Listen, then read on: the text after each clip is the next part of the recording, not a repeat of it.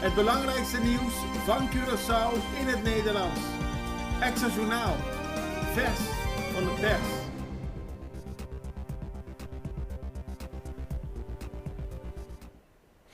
Welkom bij Extra Journaal. Fijn dat u weer kijkt. We hebben het belangrijkste nieuws voor u op een rij gezet over Curaçao en de omringende eilanden. En we gaan na het nieuws ook nog verder in op ontwikkelingen binnen toerisme en brengen een bezoek aan een bijzondere wijk van Curaçao. Ik hoop dat u blijft kijken. We beginnen nu met het belangrijkste nieuws van de eilanden.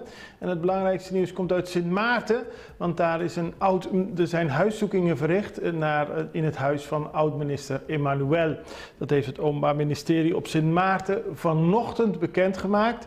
De huiszoekingen vonden plaats afgelopen maandag. Het gaat om huiszoekingen in de woning en in de werkplekken van voormalig minister Christophe Emmanuel, die tot 2017 minister was van Huisvesting, Ruimtelijke Ordening, Milieu en Infrastructuur. Emmanuel is momenteel onafhankelijk parlementariër. Het gaat om een grootschalig onderzoek dat zich toespitst op fraude bij verschillende aanbestedingen en afgegeven vergunningen. In 2017 zou Emmanuel op de laatste werkdag als minister, vlak voor het toenmalige kabinet Marlin viel, 1200 vierkante meter gronden in erfpacht hebben uitgegeven tegen het advies van ambtenaren in.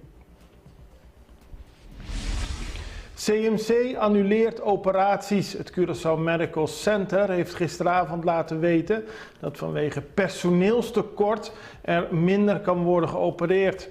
4 van de 6 operatiekamers zijn nog maar in gebruik. Het heeft te maken dat verschillende mensen van de staf in de operatiekamers ofwel ziek zijn ofwel met pensioen zijn gegaan. Het CMC betreurt de situatie en is hard bezig om nieuwe mensen aan te nemen. Maar tot die tijd worden er dus geplande operaties geschrapt. Oud-bewaker CPS opgepakt. De politie heeft gisteren een oud-bewaker van Curaçao Port Services, een 50-jarige man, opgepakt in zijn huis in Sapateer. De man wordt verdacht van corruptie, drugs en deelname aan criminele organisatie.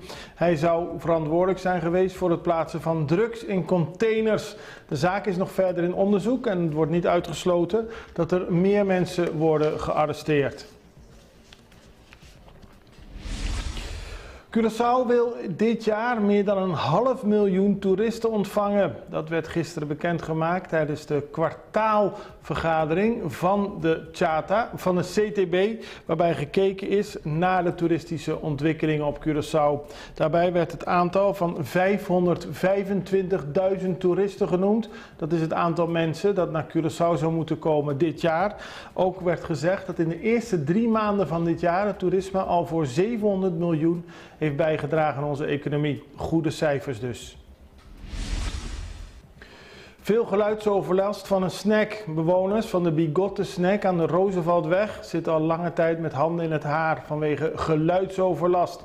Gisteren heeft het ministerie van Economische Ontwikkeling gekeken of er daadwerkelijk sprake was van ontoelaatbare geluid, dus dat het veel te hard werd. Er is gemeten naar het geluid, gekeken hoe ver het geluid naar de buurtbewoners gaat en dergelijke. En ik kan u in ieder geval vertellen dat het geluid niet zacht was. Of er daadwerkelijk stappen zullen worden ondernomen, dat moet nog worden bekeken. Mercado Palmer is al een half jaar zoek. Ook daar zit de familie met de handen in het haar. Op 11 november vorig jaar, de toen 21-jarige Mercado Palmer werd toen voor het laatst gezien bij een toko op de Kadouchiweg in de wijk Montagna. Sinds die tijd is er geen spoor meer van Palmer en de familie laat weten dat ze nog steeds hopen dat iemand iets kan zeggen. Er is een nummer van de familie dat gebeld kan worden, 695-8059. Dat is 695-8059.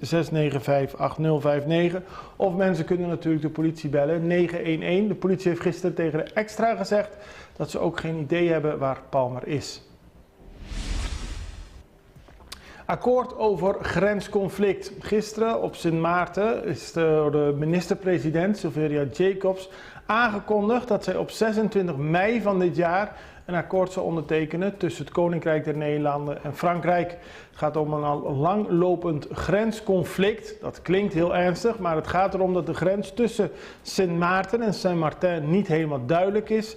Daar zijn nu na jarenlange onderhandelingen een akkoord over bereikt. Dat betekent onder meer dat Oysterpont voor de helft van Sint Maarten is en voor de andere helft van Saint-Martin, het Franse gedeelte. Silveria Jacobs is heel blij dat er een akkoord is, omdat het betekent meer ruimte voor goede samenwerking tussen beide delen van het eiland. En zoals gezegd, op 26 mei zal het akkoord worden ondertekend. Dit was het belangrijkste nieuws. We gaan nu over naar de reclame en daarna zijn we terug met meer nieuws. Subway, so meal of the day, teatrobe. Kusaborna nobo, manera barbecue chicken en shawarma chicken. Con bleki di minute mee, en waffle fries, voor meal of the day, ta mas mio con nunca. Hey, antus je minute mee nota bocos, bobor cambia con iced tea of limonada. Pabo sa kikota en meal of the day, subi subway.cd. Subway, trae maneboke.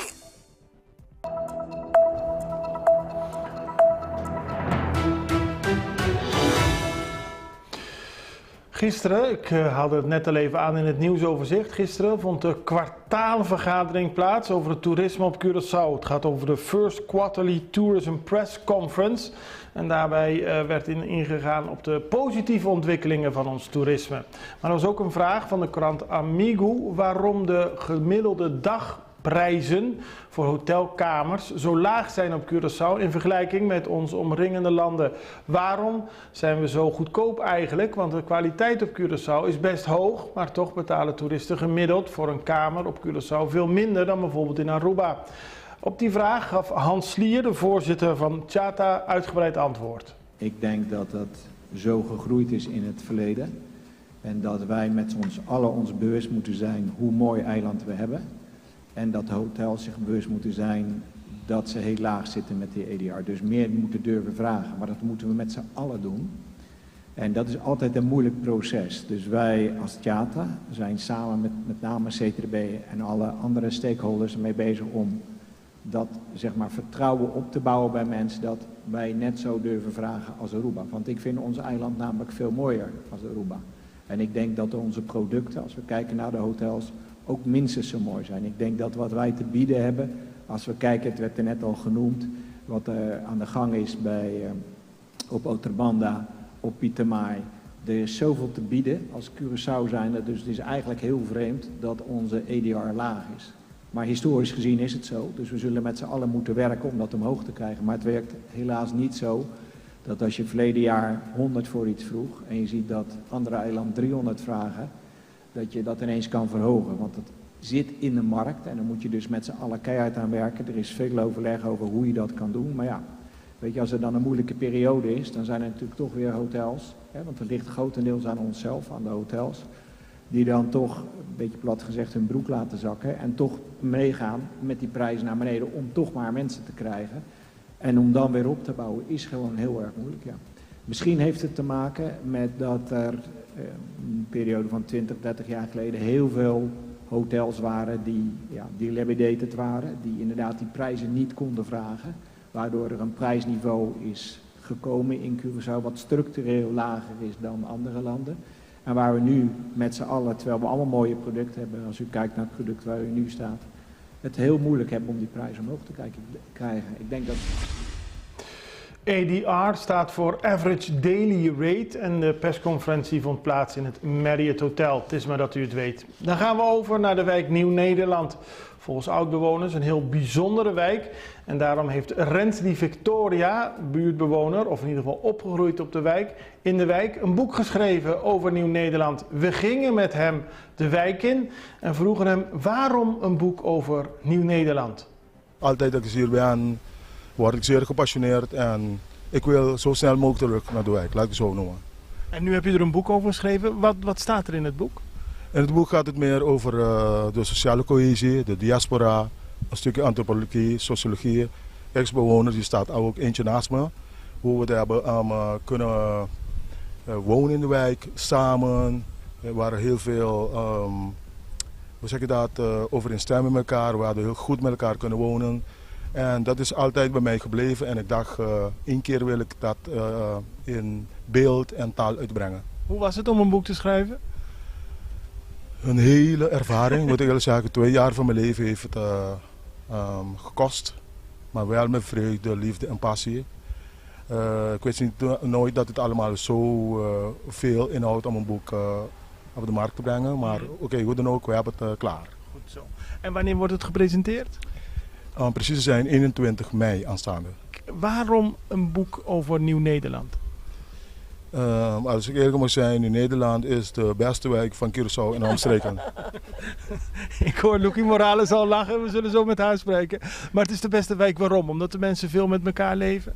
Nou, het feit dat het was toen in de tijd de Sorry United Nation. En zoals je weet, het heeft heel veel mensen die... Uit alle windstreken. Juist, en buitenom, die hebben te ver geschopt in de maatschappij. En we waren allemaal op hetzelfde niveau. Hè? Dus er was geen verschil in financiën. We waren allemaal, wat betreft godsdienst, we gingen gewoon, het is een fusion. Het was gewoon altijd goed. En we zijn nog steeds goed met elkaar. We blijven in contact en we houden elkaar sterk. Lucky Morales, voormalig buurtbewoner, was ook aanwezig bij het interview. Ze werd al even aangekondigd door Rensley Victoria. De bekende schrijfster is weer terug op Curaçao en gaat nog steeds met veel plezier regelmatig naar Nieuw-Nederland terug. We vroegen aan haar wat er zo bijzonder is aan Nieuw-Nederland. De mensen leefden in goede harmonie onderling. Mensen van verschillende pluimage, om het maar zo te noemen. Mensen uit Venezuela, Colombia, de bovenwinden. Mensen die Engels praten, Spaans praten. Alles door elkaar. Alles door elkaar, maar in een soort eenheid. Ik word er warm van. Daarom, als ik hier terugkom naar mijn wijk, dan word ik er ook warm van. En komt u nog vaak terug? Ja, regelmatig terug. Nu ben ik voorgoed komen wonen op Curaçao. Ik ben ook 44 jaar geweest, hoort ook bij de diaspora. Je gaat weer weg en je komt weer terug. Ja, ik kom weer terug. En het eerste wat ik heb gedaan is iets moois bereiken voor mijn wijk. Als een soort entree om terug te komen bij mijn terugkomst op Curaçao. Nog niet, het is een wijk waar veel mensen langs rijden. Hè? Het is niet een wijk die zo bekend staat als een bijzondere wijk. Dus daarom is het ook goed dat er nu een boek over verschenen is? Ja, definitief. Definitely. Het is heel handig dat zij begonnen zijn met dit project. En ik juich het toe dat ook andere wijken zoiets dergelijks doen. Want we hebben op Curaçao hele mooie wijken. Iedere wijk met zijn eigen sociale cohesie, et cetera. Maar er wonen goede mensen op Curaçao. En het is goed om daar ook dat in beeld of in een boek te brengen. Precies. De muurschildering die u zag is van de oma van Lucky Morales, die zij namens de familie heeft laten maken. De oma van Lucky Morales leefde decennia in de wijk Nieuw-Nederland en zag tientallen kleinkinderen opgroeien in deze wijk. En daarmee zijn we aan het einde gekomen van Access Journaal. We hebben weer geprobeerd het belangrijkste nieuws op een rijtje te zetten. Morgen zijn we er weer. Ik hoop dat u dan weer kijkt. Ik wens u voor vandaag nog een hele prettige dag en tot morgen. Tot ziens. Dag.